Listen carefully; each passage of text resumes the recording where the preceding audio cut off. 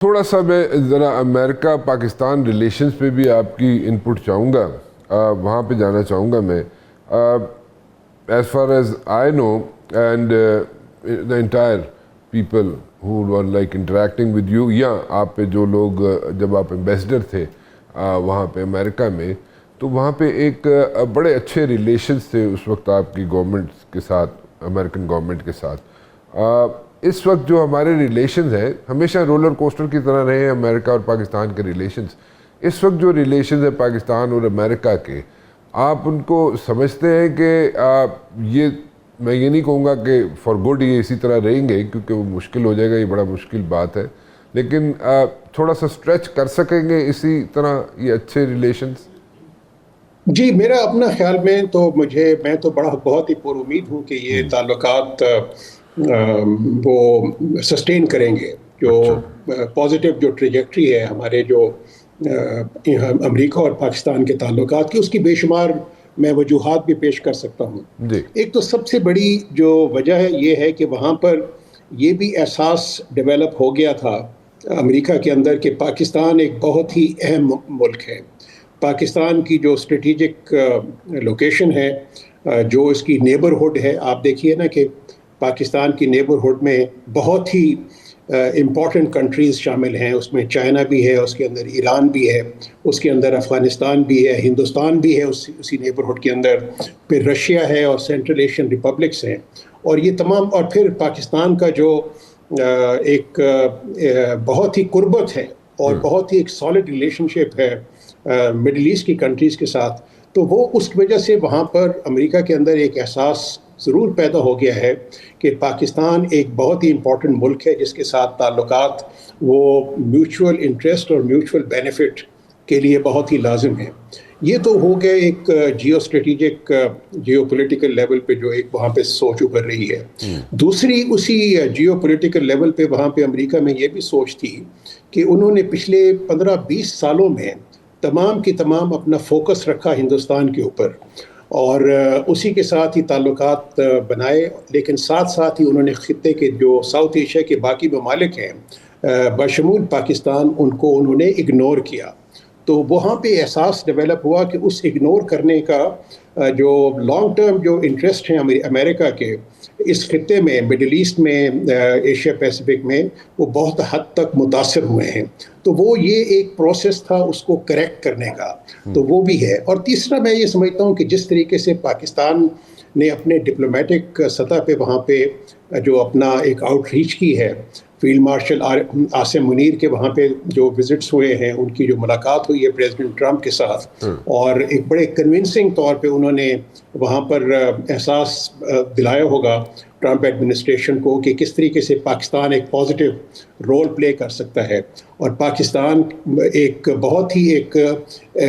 Trade destination, economic cooperation کو ایک hub بن سکتا ہے اس خطے میں. اور یہ تمام چیزیں جو سی ہیں میرے خیال میں وہ وہاں پہ رجسٹر ہوئی ہیں. آج بھی آپ نے دیکھا ہوگا کہ پریزیڈنٹ ٹرمپ نے اپنی جو ملیشیا کے اندر تقریر کی ہے وہاں پہ آسیان کی سمٹ میں،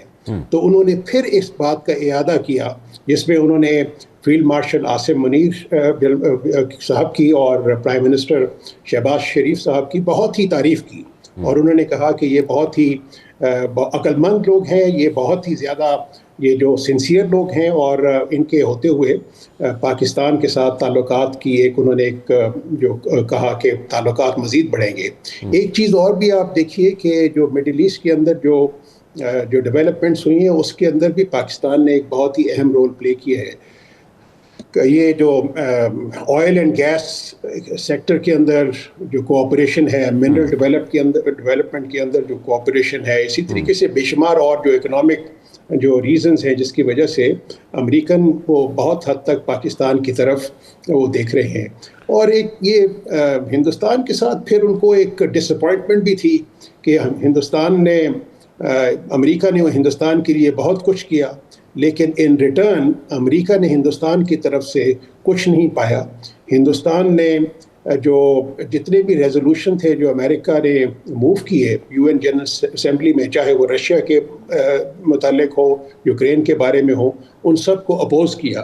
تو یہ والا ایک جو فیکٹرز تھے اس کی وجہ سے یہ تعلقات وہ ہمارے بہت ہی بہتر اور بہتری کی طرف جا رہے ہیں. لیکن ایک چیز میں ضرور کہوں گا رانا صاحب کہ اس کو سسٹین کرنے کے لیے ہمیں میکنزمز ڈیولپ کرنے کی بہت زیادہ ضرورت ہوگی. میکنزمز جو میرے ذہن میں آتا ہے کہ ایک تو ہمیں ہائی لیول اسٹریٹجک ڈائلاگ وہ اس کو اسٹیبلش کرنا, ایک انسٹیٹیوشنلائزڈ ڈائلاگ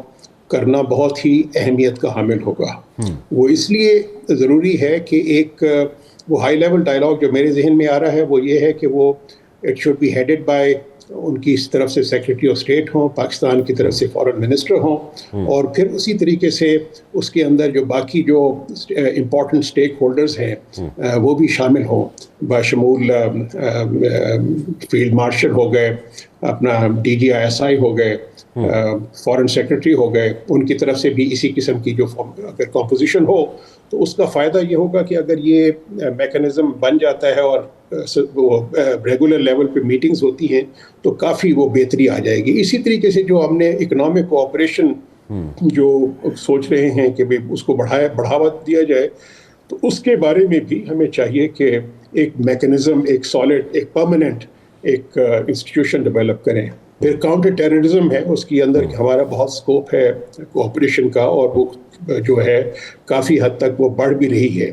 پھر جو خطے کے اندر بے شمار ڈیولپمنٹس ہو رہی ہیں اس کے لیے بھی ایک آپ کو انڈرسٹینڈنگ کی ضرورت ہوتی ہے. پاکستان کا پرسپیکٹو اس خطے کے حساب سے بہت ہی امپورٹنٹ ہے,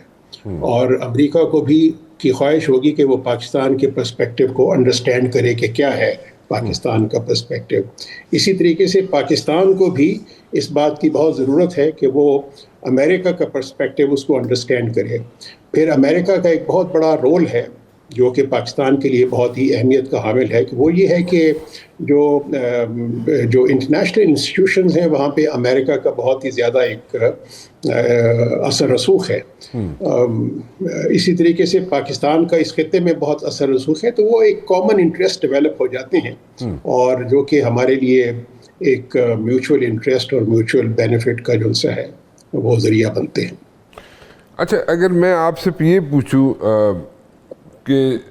جو ہیجمنی کا خواب دیکھا تھا انڈیا نے اس ریجن کے لیے, that is over, India is over. یہ وہ اپنا جو رول ہے اس ریجن میں as a let me put it سادہ لفظوں میں بول لیتا ہوں کہ اگر وہ سمجھتا تھا کہ اس ریجن میں ایک تھانے دار کی حیثیت بنا لے گا اپنی, اور جس طریقے سے وہ اپنے آپ کو پچھلے کئی دہائیوں سے مارکیٹ کرتا رہا انڈیا ویسٹ کو, وہ ساری چیزیں ختم ہو گئی, چکنا چور ہو گئی جسٹ بیکاز آف مودی یا مودی کی گورنمنٹ کی وجہ سے, یا پھر وہ اسٹرائک بیک کر سکتا ہے؟ ایک تو مودی کا جو جب سے آئے ہیں جو انہوں نے ایک اپنا ایک آئیڈیالوجیکل ان کی اورینٹیشن تھی, اس کی وجہ سے پوری دنیا میں ہندوستان کی ساکھ بہت زیادہ متاثر ہوئی. جو انہوں نے جو ایک ایکسٹریمسٹ پالیسیز اڈاپٹ کی مائنارٹیز کے خلاف, پھر میڈیا کے خلاف, اور جس طریقے سے انہوں نے ساری جو ایک انسٹیٹیوشنز کو ایک RSS کے رنگ میں ڈھالنے کی کوشش کی, اس سے بہت زیادہ بدنامی ہوئی. پھر دوسرا یہ ہے کہ انہوں نے آپ دیکھیے کہ پورے ساؤتھ ایشیا کے اندر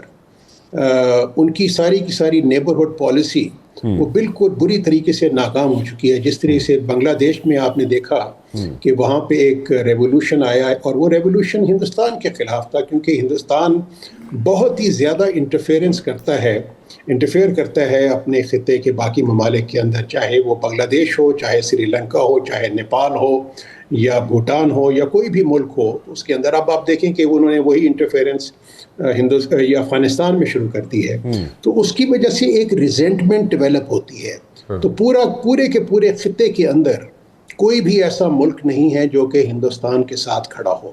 پھر گلوبل لیول پہ آپ دیکھ لیجئے کہ گلوبل لیول پہ جس طریقے سے ان کو ان کا جو ایک امیج تھا